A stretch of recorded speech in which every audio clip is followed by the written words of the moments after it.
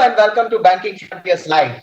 We have a lot of interesting conversations lined up today in the area of digital leadership, and we are going to introduce you to two very interesting digital leaders here in this show of digital leadership. Let me introduce you to my first speaker today. He is Mr. Deepak Sharma. Hi, Deepak. Hi, Babu. How are you? Great. I'm doing well, Deepak. Welcome to the show. Deepak is the distinguished digital leader from the financial services sector in India. He heads the digital business for Kotak, and he has several interesting accomplishments from the Kotak Bank in his crown. We have got Kunal Kaul. Hi, Kunal. Welcome to Banking Frontiers Live to the Digital Leadership Series. Hi, Babu. Thanks for having me. Kunal is the Managing Director for Enterprise Business at Cisco, and he is going to share some very good insights into the technology perspective of digital transformation. So Deepak, you have been in the forefront of innovations. You have seen the world into a total reset in the last few days. And when we are observing this kind of reset in the business, in the technology space, how do you as a bank see the kind of request coming from the customers in this new world of digital reset? So if some of us are thinking that we will go back to the way we were running our business prior to Feb, in my mind, that's not going to happen. And that also means when we are talking of new normal, there'll be new winners and there'll be some losers. And I think one of the famous quote I recently was watching, which said that in this time when we are all against up nature, the most adaptable wins. It's not the smarter or the strongest who win, but those who can adapt themselves wins. And I think this is the philosophy where customers are finding newer purpose in the way they deal with their money, because money has more than one reasons or purpose for people, right from emotional wellness to the need to what do they do with money, to how they interact with their banks. And also the trust itself is getting repurposed as we look at business forward.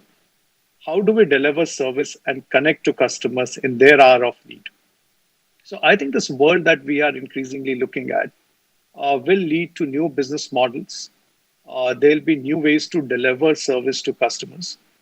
And we all need to adapt and be relevant to the customer as they emerge out of this whole COVID experience. So for example, there are four large metrics, I would say, which were the priorities of the firm in 2019. And post-COVID, I see those priorities shifting. One of the large priorities of the firm earlier was revenue and market share. Not that they are not relevant, but now it's about reducing cost. Similarly, it was about product differentiation, which is now moving more to creating productivity or driving productivity of people. Similarly, enhancing customer experience and loyalty was one of the big priorities for the firms. But now it's more about operational efficiency. Similarly, we used to look at more time to market, agile, speed. But right now, the largest focus is on the workforce optimization. I would like to learn a little bit from Kunal on this particular aspect. How is the technology world trying to support the financial services sector in achieving this objective? I think those organizations, banks or otherwise, who look at this crisis or who look at the current situation as an incredibly unique opportunity to transform for the future, and not just something where you are under a compulsion to do something because of the micro or the macroeconomic factors. I think those institutions and organizations are going to be the ones probably which will have a leadership. What we have seen in the last 1.5 months for all of us has been unprecedented. And our focus in terms of the work that we are doing with our banking and financial services customers is around enabling a very large number of workers to access their applications remotely, to work from home, and to be able to do the same jobs that they were doing from office now from their home environment. And to that end, I think a couple of areas are areas where we have prioritized and focused in a very big way. Number one, obviously, has been in setting up remote access VPNs so that the users can start connecting to their corporate networks as efficiently as possible. Secondly, we have to make these users secure to the maximum possible extent. So all kinds of cloud-delivered SaaS-based security solutions are areas that we are looking at. And third, and the most impactful one, is the one that we are using to have this current meeting, which is WebEx. AppDynamics has been one of our most significant application acquisitions in the application space, and we are trying to enhance the technology now to take care of various aspects of how the application monitoring and application performance monitoring space is evolving, but also how we can drive some actionable intelligent intelligent insights from an AI and ML perspective, so that we can also become a part of an organization's broader AI ops strategy. So I think that's where you will see a lot of focus and a lot of disruption that Cisco will continue to be a part of. All these users have to communicate, collaborate, interact with each other as seamlessly as possible with their home broadband internet networks, and that's what we are trying to enable with WebEx. So I think these are the areas where we are trying to help from the short-term perspective, but of course we are also talking to them from a medium to long-term standpoint as well, where I think we will re-engineer and re-architect the entire technology strategy to now make the workforce more mobile, more flexible, and resilient to not just these kind of scenarios in the future, but a completely new way of working and doing things. The performance of the employees.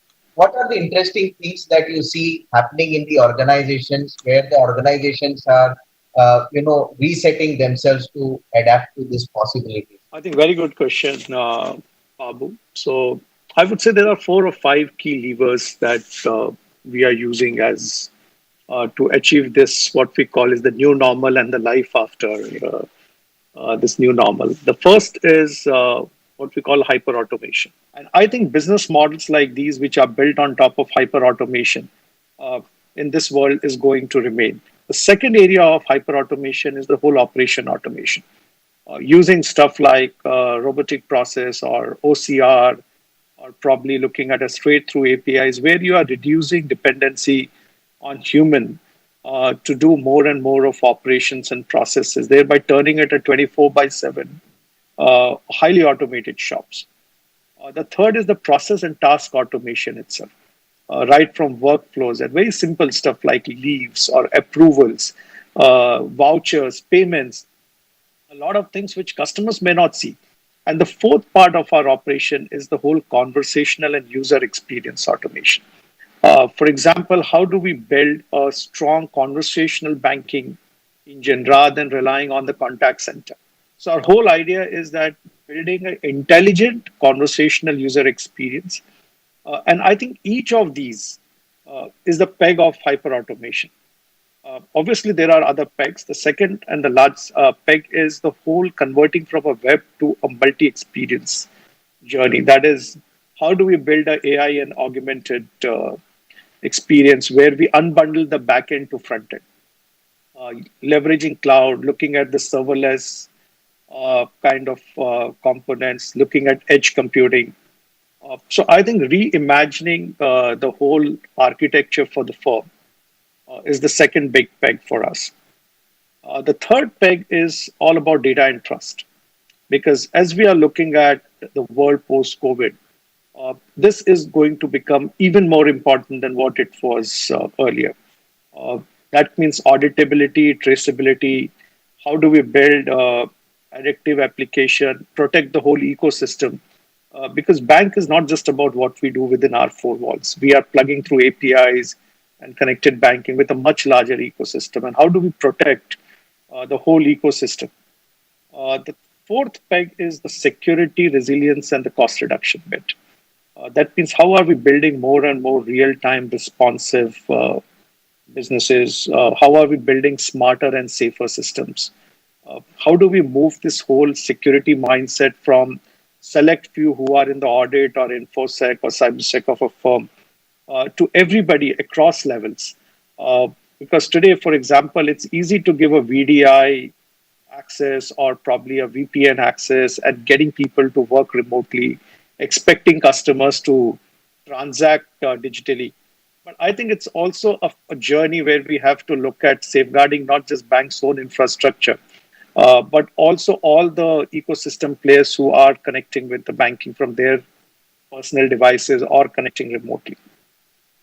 And the last I would say is I think we are seeing now urgency on looking at the cloud because the whole hybrid cloud or a distributed cloud is accelerating fast because this application modernization in terms of the API economy, the microservice-led architecture, the rapid deployment, unbundling the front end and back end, because there is going to be a severe pressure on cost. And I think firms have to find smarter way to scale up quickly or scale down quickly, depending on which application requires more focus or where we see more opportunity. And also, this will become financially required because we will start seeing a lot of capex will move into opex in short term.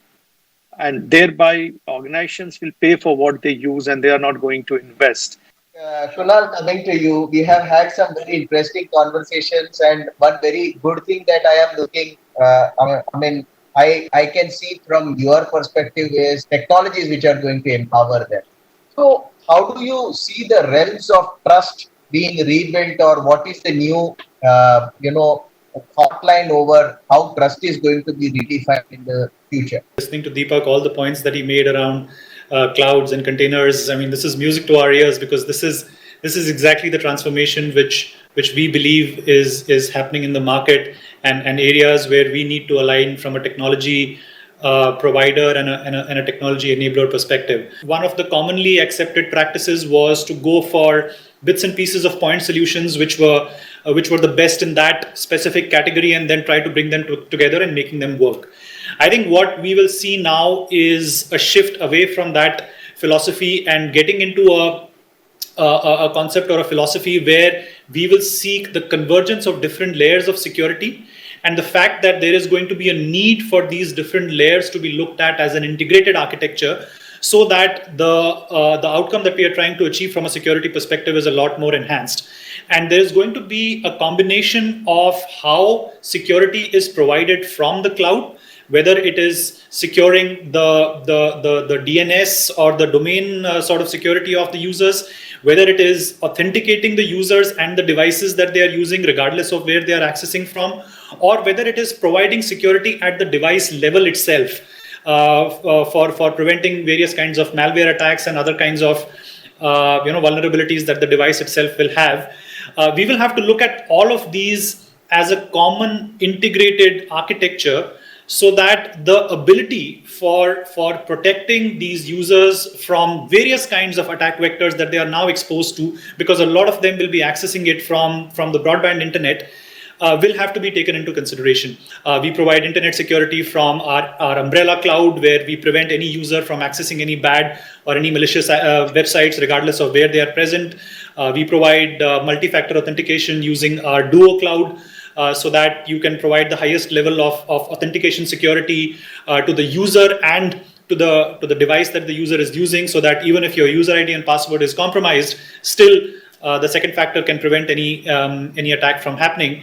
And then we provide various kinds of malware protection solutions at the device level itself, which are embedded in the device, and that becomes sort of the last line of defense. So I think a combination of all of these coming together is what we are focusing on. Thank you very much, gentlemen, for joining us for the session. We had a very great, insightful conversation with both of you.